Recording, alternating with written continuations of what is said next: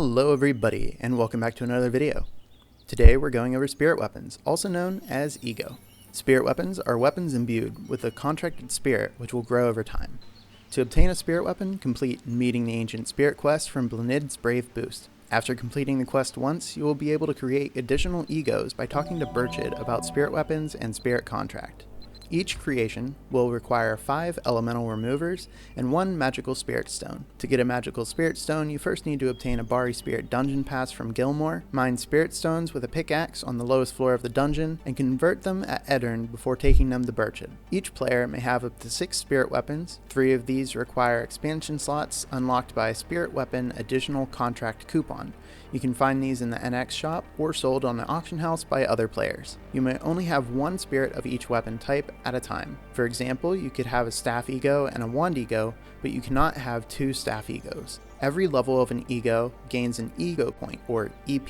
These points can be spent on enhancements. For spirits other than Eiry, which automatically gives you the bonuses, you can gain bonus EP on certain levels by fulfilling the bond requirement. You will gain bonus EP on every level with a 4 or a 9 after level 54. For example, 54, 59, 64, 69, and every level from 90 to 100. Be sure to fill your bond before leveling up at those bonus EP levels, or every level, just to be safe. It's very important to get this right, as you cannot regain these bonuses later if you miss them without destroying the spirit and starting over with 50% of the previous spirit's level. Egos also gain bonus EP from calling quests, given every 5th level. These requirements for their quests are identical for every spirit. The progress on these quests will remain even if you move the spirit to a different weapon. To level up a spirit weapon, you will need to feed it items. When feeding your spirit weapon, some of your gear you want to keep may get in the way. We can seal it to remove it from the menu by right-clicking and selecting Seal Item. This lets us feed our spirit super fast by using the auto button to select up to 30 items at a time. Each ego has its own weekly experience cap of 400,000 experience. To reach level 63 requires 1.6 million experience, while level 100 requires 5.6 million experience. There are 4 primary methods for feeding spirit weapons to grow them quickly, but not all things are equal. Number 1, NPC shop item bulk feeding. Number 2, farming free items. Number 3, gems. Number 4, pay to skip package. Let's talk about each of these in more detail. Shop item bulk feeding. Spirit weapons will gain experience when fed shop purchase items that cost at least 1,000 gold. The cheapest way to level up an ego depends on race. For all races, the Wednesday shop discount is the best time to buy. For elves and giants, the cheapest option is spanners, sold at the Hillwind Mines or interim engineers in Tyr, Dunby, or Tara trading posts. They normally cost exactly 1,000 gold each, but on Wednesday, this is discounted. For humans, there are 2 common options. The first is rolling pins from Wants, if you're giant-sided, or granites, if you're elf-sided. Due to the Wednesday discount and allied support discount humans receive when shopping in their current allied town. The second method for humans is potion concoction kits, which take more inventory but have a further reduced price. They normally cost 1,000 gold, but sold by Atrada if you're elf allied, or Kareen if you're giant allied. This will be the cheapest option, costing 807 gold.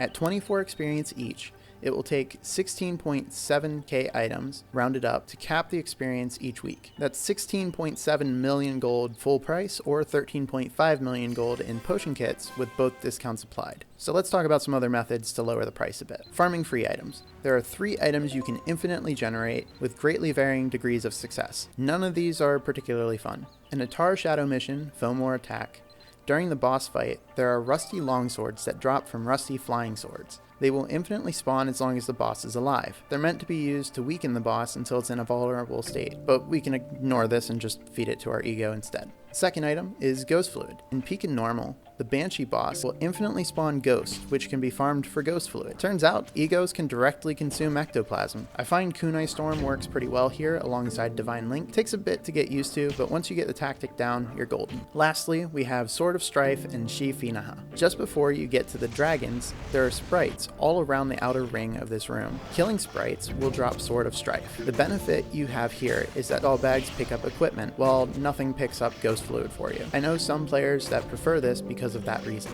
All 3 of these items will give exactly the same amount of experience as spanners, potion kits, and rolling pins. You'll be there for a while to cap out the 16.7k items each week, but every one of these saves you about 1k gold. Using a mix of these methods is recommended if you're on a budget. Third method, gems. To level up quickly, gems are usually the go-to items. How you get them doesn't matter. Metallurgy, dungeon or shadow mission rewards, paradise of gems from Alban training, events, or farming Beltane mobs. Egos will consume them all happily. Each ego also has a preferred gem, which will give bonus experience, except for Eiry, who loves everything you give her. Fourth is the pay-to-skip package. In the item shop is a spirit weapon package that gives you 5 items that each give 30% of a level, and 7 items that give plus 10 bond each for 3.3k NX.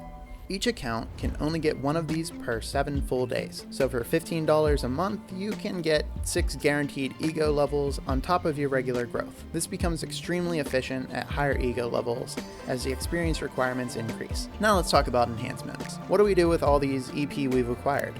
Let's go over the general bonuses each ego has. Each ego has 3 trees of enhancements it can receive. These trees are Attack, Exclusive, and Awakening. At level 63, if you have all the possible bonus ego points and all the calling quests completed, you'll be able to unlock your first ultimate ability. The second ultimate ability can be unlocked as early as level 96. In the attack tree, you will find 2 flat damage increases. That increases the minimum and the maximum attack, magic attack, marionette damage, or all alchemy damage depending on the weapon type, and critical enhancer. The ultimate ability for all ego types in the attack tree is a 5% cap increase on maximum effective crit rate. This is one of the very few places you can obtain such a bonus, and is a really powerful enhancement. Most weapons will want their exclusive ultimate first, but all weapons will want this by level 100.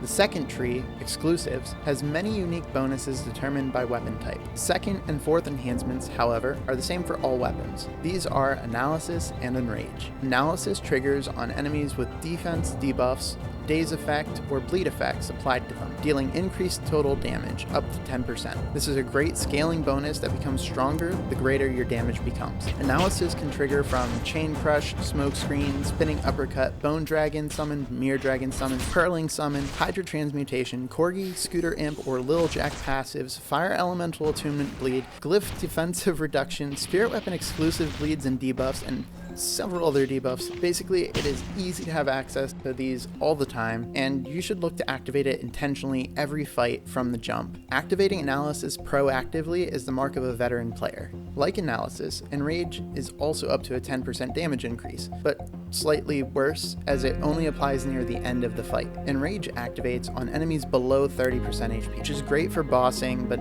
not so great on fodder mobs, as they may already die in 1 or 2 attacks. Now let's talk about exclusives. I'll go down the list naming the first, called Amplitude, the third, called Lucky Strike, and the ultimate enhancements from the exclusive tree for each weapon in that order. So listen up. One-handed weapons.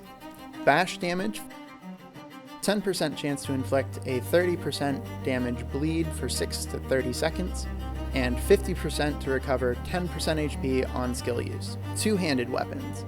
Rage Impact cooldown reset, on crit, 6 to 30% chance, 10% chance to inflict a 30% damage bleed for 6 to 30 seconds, and plus 300 move speed on kill. Lance charge cooldown, 0.5 seconds to 2.5 seconds, 10% chance to inflict a 30% bleed for 6 to 30 seconds, and minimum range removed. Lance charge minimum distance set to 7 meters. Bows and crossbows. Magnum shot splash damage, 4 to 20% increase, 10% chance to inflict a 30% damage bleed for 6 to 30 seconds, infinite ammo. Atlatls, splash damage 4 to 20% at 100 to 500 centimeter range, 10% chance to inflict a 30% bleed for 6 to 30 seconds, and infinite ammo. Wands, firebolt splash range plus 25 to 125 centimeters at 4 to 20% damage, 2 to 10% chance to recover 20% maximum MP when using talent attacks, plus 2 2 chain casting for fusion bolt. Staff, hailstorm splash plus 40 to 200 centimeters and charge time decrease 0.1 to 0.5 seconds. 2 to 10% chance to recover 20% max MP when using talent attacks. Plus 2 chain casting to intermediate magics. Cylinder, rain casting cast time minus 1 to 5 seconds. Hydra damage plus 20 to 100. Water cannon and wind blast attack delay minus 1 second. Knuckles, focused fist splash radius plus 100 to 500 centimeters and 4 to 20% damage. 10% chance to decrease enemy defense by 15 and protection by 10 for 6 to 30 seconds on any attack. Combo stage 2 and 3 attack animations sped up significantly. Control bars, Act 7 cast time reduced 0.2 to 1 second. 10% chance to decrease enemy defense by 15 and protection by 10 for 6 to 30 seconds on any attack. Marionette move speed plus 200 and invincibility for 15 seconds after summoned or revived. Dual guns, shooting rush cooldown reset on crit 4 to 20% chance. 10% chance to increase attack range for 6 to 30 seconds. Instant reload. Shuriken, kunai storm cooldown reset on crit 6 to 30% chance. 10% chance to increase attack range for 6 to 30 seconds. 1 second full charge Sakura Abyss. Chainblade, chain impale splash range plus 25 to 125 centimeters, dealing 4 to 20% damage. 10% chance to increase attack range for 6 to 30 seconds. Chain burst duration plus 20 seconds. The awakening tree is the same on every weapon.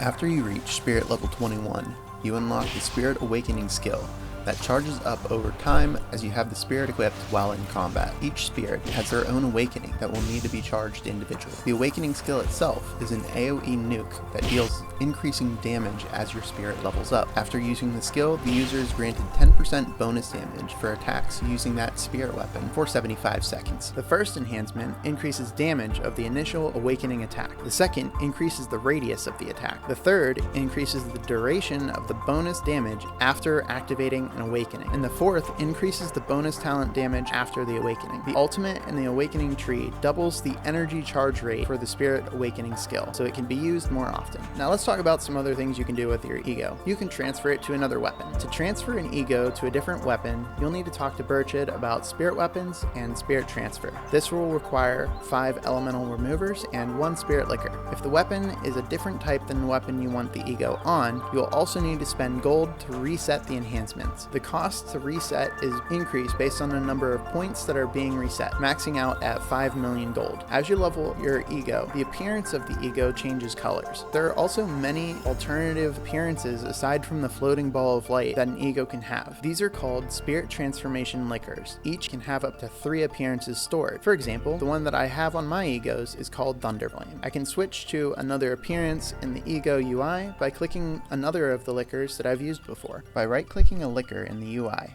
we can remove it to make room for a new one. If you have any questions, please post them in the comments or reach out in my Discord server, linked below. We have cool emotes and a soundboard there too. You should check it out. Thanks for watching, and I'll see you in the next one.